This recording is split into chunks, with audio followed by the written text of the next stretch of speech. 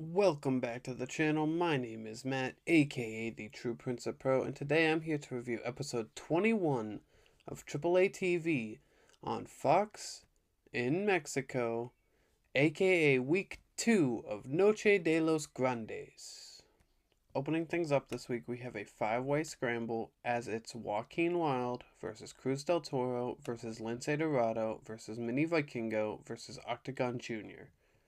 And before we get to the match, we learned from commentary that Joaquin Wilde would like to be referred to as Lucha Libre's first male baddie. And honestly, I think that's an incredible gimmick from him. I love that he's resorting back to the Shima Zion and the DJZ kind of days, with the hairspray and the hair all over the place. And I love that it's being updated with his modern look and style. And I'd really like to see him get a big push in AAA this year.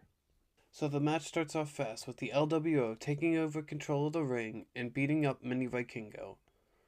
The LWO hits Mini Vikingo with a running double suplex, and then Joaquin Wilde tries to roll up Cruz del Toro, which leads to the two of them going back and forth with a beautiful standoff spot, which ends up getting interrupted by Lince Dorado and Octagon Jr.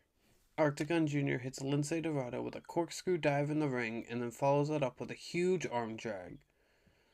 Lince Dorado counters out of a monkey flip and hits Octagon Jr. with a head scissors takeover that sends him out of the ring.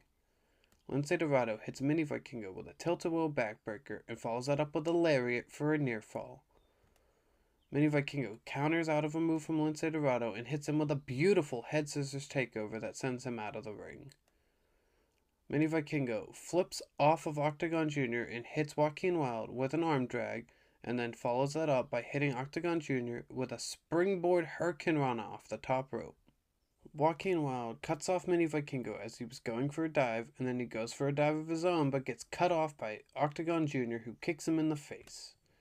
Cruz del Toro heads to the top rope and hits a tornado to the outside that takes out everybody, then climbs back up to the top and hits a springboard dropkick on Mini Vikingo in the ring for a near fall. Joaquin Wilde hits Mini Vikingo with the rolling DDT, and Cruz del Toro goes to steal the pin, but Joaquin Wilde breaks it up and we get more infighting between the LWO. Lince Dorado drops the LWO with a double back handspring stunner. Joaquin Wilde hits Lince Dorado with the hostile makeover for a near fall. Joaquin Wilde misses a corkscrew dive in the ring, and then Lince Dorado hits him with a brainbuster and then follows that up with a suicide dive to the outside.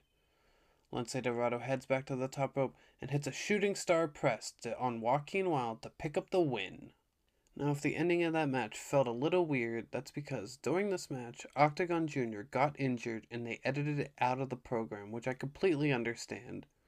If you didn't see it, Octagon Jr. took a tornado DDT off the top rope and then ended up having to be stretchered out of the match. As last reported, he had an MRI and the signs were good, but he still unfortunately will probably be out for a couple months. So hopefully everything's not too serious and we'll see him back in the ring soon enough. After that, we got a bunch of backstage videos that I'm going to run down for you all right now. First, we saw a video from last week of the War Raiders celebrating their win of the AAA Tag Team Championships, and they basically lay out the challenge for any and all challengers to come and try to test them, but nobody is ready for the war.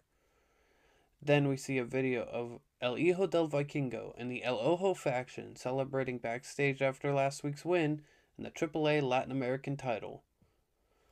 Then we go to the AAA general manager for his huge special announcement as he's talking to the media.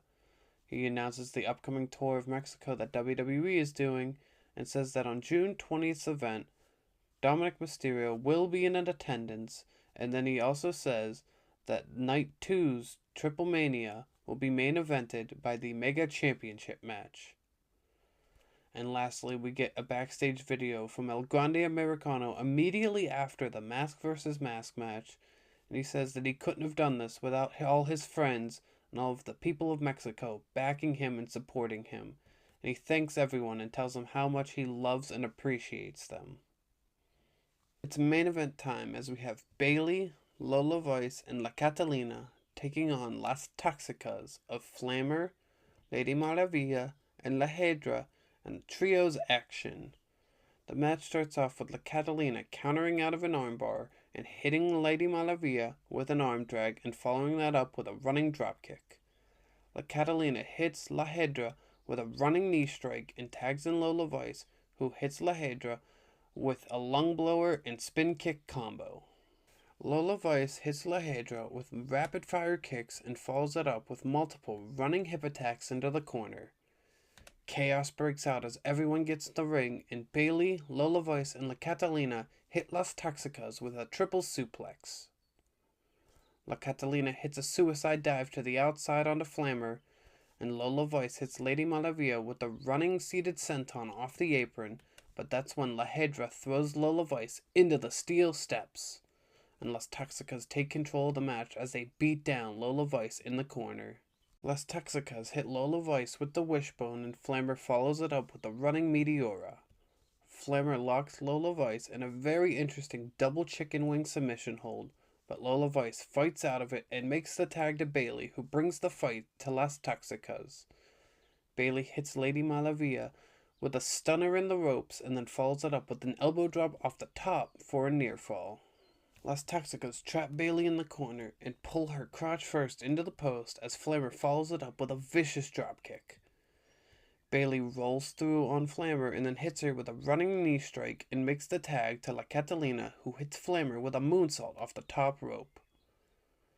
Bayley hits Lady Malavia with the Bayley to belly, but Flammer follows that up with the running dropkick. Flammer misses the running dropkick on La Catalina, and La Catalina hits her with a super kick, follows it up with a running hip attack into the ropes, and follows that up with the running knee strike to pick up the win for her team. This was a fun episode of AAA TV. The injury to Octagon Jr. unfortunately dampened the opening match a little bit for me, but if you didn't know that happened, then you wouldn't know because they did a great job of editing around that.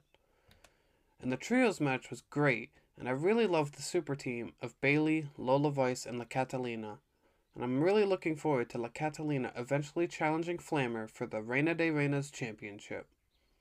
Thank you for watching this review, and I look forward to talking more Lucha Libre with y'all in the next video.